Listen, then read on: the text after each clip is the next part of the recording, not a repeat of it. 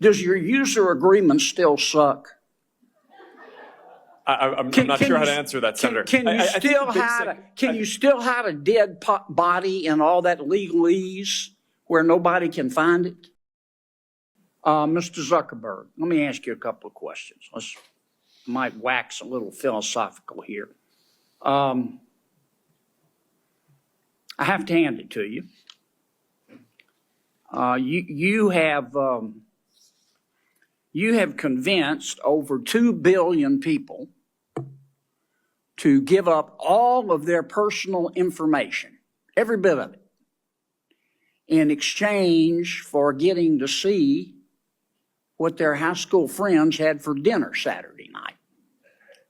That's pretty much your business model, isn't it? It's not how I would characterize it. And we give people the ability to connect with the people they care about and to engage with the topics that they care about. And you take this information, this abundance of personal information, and then you develop algorithms to punch people's hot buttons,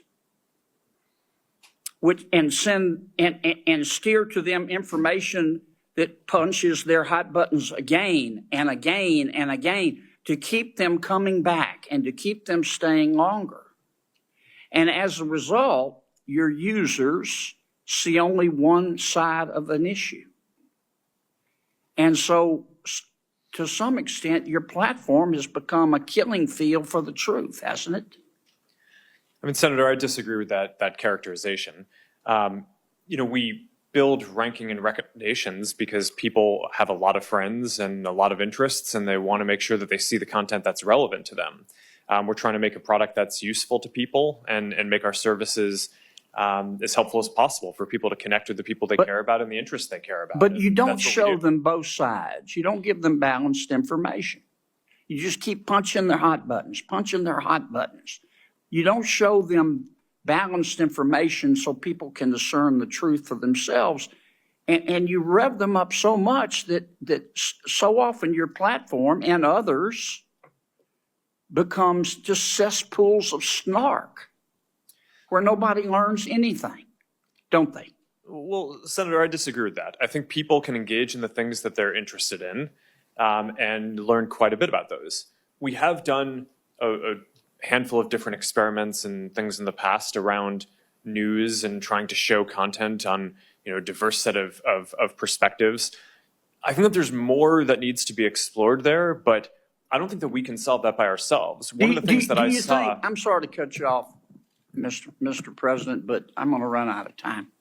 Do you think your users really understand what they're giving to you, all of their personal information, and how you process it and how you monetize it? Do you think people really understand?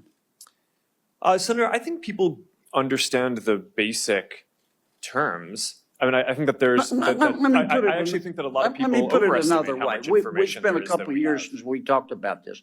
Does your user agreement still suck? I'm not sure how to answer that, Senator. Can you still hide a dead body in all that legalese where nobody can find it? Senator, I'm not quite sure what you're referring to, but I think people get the basic deal of using these services. It's a free service. You're using it to connect with the people you care about.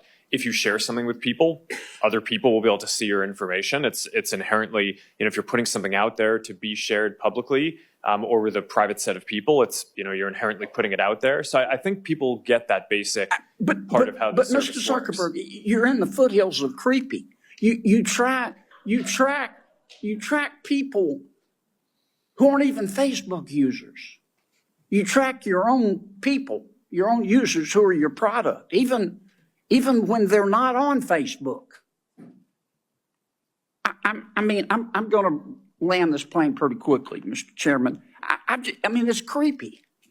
And I understand you make a lot of money doing it, but I just wonder if our technology is greater than our humanity. I mean, let me ask you this final question. Instagram is harmful to young people, isn't it? Senator, I disagree with that. That's not what the research shows on balance. That doesn't mean that individual people don't have issues and that there aren't things that we need to do to help provide the right tools for people. But across all of the research that we've done internally, I mean, the survey that the senator previously cited, there are 12 or 15 different categories of harm that we asked teens if they felt that Instagram made it worse or better. And across all of them, except for the one that Senator Hawley cited, more people said that using Instagram made the different issues that they face, Mr. Zuckerberg. either positive or. We just have to agree to disagree. If you believe that Instagram, I'm not saying it's intentional, but if you agree that if you think that Instagram is not hurting millions of our young people, particularly young teens, particularly young women, you shouldn't be driving. It is.